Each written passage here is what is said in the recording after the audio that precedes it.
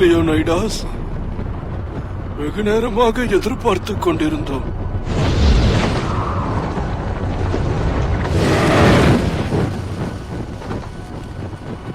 ஈஃபோஸ், கடவுளிடம் குறி கேட்பவர்கள், மனித குணமும் மிருக குணமும் கொண்ட கலவைகள். மன்னர் லியனடைசியை லஞ்சம் கொடுக்க வைத்து கெஞ்ச வைப்பார்கள். ஈஃபோர்ஸின் அருள்வாக்கு என்னும் அனுமதி இல்லாமல் எந்த ஸ்பார்டன் மன்னரும் போருக்கு சென்றதில்லை. பர்ஷியர்கள் மிகப்பெரிய அளவில் படை திரட்டி இருப்பதாக செய்தி.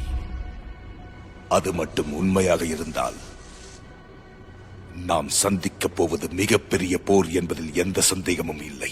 உன் திட்டத்தை பற்றி சொல்வதற்கு முன் எங்களுக்கு என்ன தரப்போகிறாய்?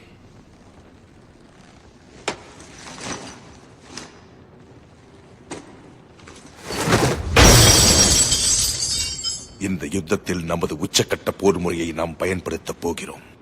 மேலும் அதிகமாக நிலங்களை ஆக்கிரமிக்கப் போகிறோம். அதற்கு நமது படைகள் இப்போதே வடக்கு நோக்கி போக வேண்டும். அப்போதுதான் இந்த மாதம் அதற்கு தகுந்ததல்ல. இந்த மாதம் வளர்பிறையாகும். இது புனிதமான பண்டிகை காலமாகும். ஸ்பார்டா இந்த பண்டிகை காலங்களில் என்றுமே போர் புரிந்தது கிடையாது. இப்போது போர் புரியவில்லை என்றால் ஸ்பார்டா அழியும். நமது வீரர்கள் கொல்லப்படுவார்கள். நமது பெண்களும் குழந்தைகளும் அடிமைகளாக்கப்படுவார்கள். அவர்கள் கடல் மார்க்கமாகத்தான் முதலில் தாக்க முற்படுவார்கள். அதை தடுக்க மதில் சுவரை எழுப்பிவிட்டால் அவர்கள் வேறு வழியில்லாமல் ஹாட்கேட்ஸ் எனும் மலைப்பகுதி வழியாகத்தான் முன்னேற வேண்டியிருக்கும். அந்த குறுகலான வழியில் வரும்போது அவர்களது படைபலம் அவர்களுக்கு உதவாது. ஆயிரக்கணக்கில் பெர்ஷியன் வீரர்கள் வந்தாலும் நமது ஸ்பார்டன் வீரர்களின் கேடயங்கள் அவர்களை தவிடுபடியாக்கும். ஜெக்சீஸின் படை பலம் இழந்து போகும். எதிர்பார்க்காத இந்த பேரிழப்பால் எஞ்சியிருக்கும் வீரர்களோடு ஓடுவதை தவிர ஜெக்சீஸிற்கு வேறு வழி தெரியாது. நாம் தெய்வ வாக்கை கேட்பதுதான் நல்லது. இந்த நேரத்தில் தெய்வத்தை நம்பு. அதற்கும் மேலாக என் மீது எனக்கு நம்பிக்கை உண்டு. நீ இது போன்று தெய்வத்தை அவமதிப்பதால் தான் இன்று பல பிரச்சனைகள். முதலில் இதை நிறுத்து. நாங்கள் தெய்வ வாக்கை கேட்கின்றோம். மன்னருக்கு இதில் உடன்பாடில்லை. ஸ்பார்டன்கள் இருளிலிருந்து மீள்வதற்கு முன்பே இந்த மூடப்பழக்கம் இருந்தது. இந்த மூடப்பழக்கத்திற்கு இன்று நாட்டை ஆளும் அரசர் லியனடைசும் விதிவிலக்கல்ல. அவரும் இவர்களுடைய வார்த்தைகளுக்கு அடிபணிந்தே ஆக வேண்டும். அதுதான் சட்டம். ஸ்பார்டன் நாட்டை பொறுத்தவரை ஆணோ பெண்ணோ, அரசனோ அடிமையோ, சட்டம் எல்லோருக்கும் ஒன்றுதான்.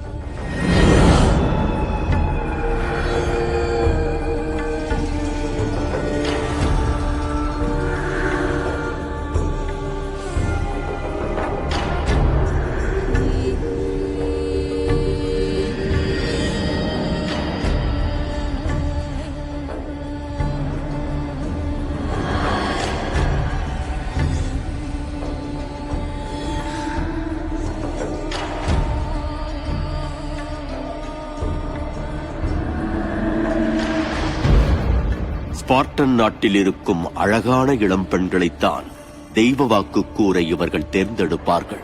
அவர்கள் அழகே அவர்களுக்கு ஆபத்தாக மாறிவிடும். குறி சொல்வது என்ற பெயரில் தங்கள் காம இச்சையை இவர்கள் தீர்த்துக் கொள்வார்கள். இந்த மாதத்தில் போர் தொடுத்தால்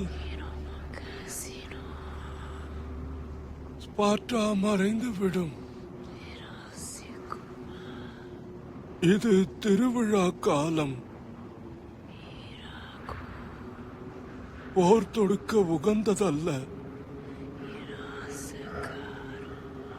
மீறி போர் தொடுத்தால்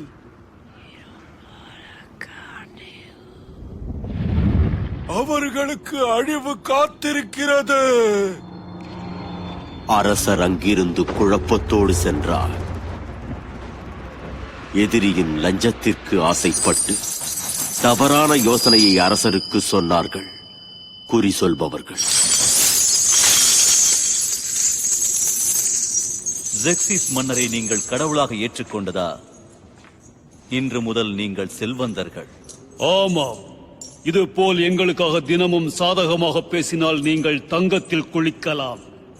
புத்தம் புதியதாக பூத்த ரோஜாவை போன்று கன்னிகள் தினமும் உங்களுக்கு காணிக்கையாக்கப்படுவார்கள்.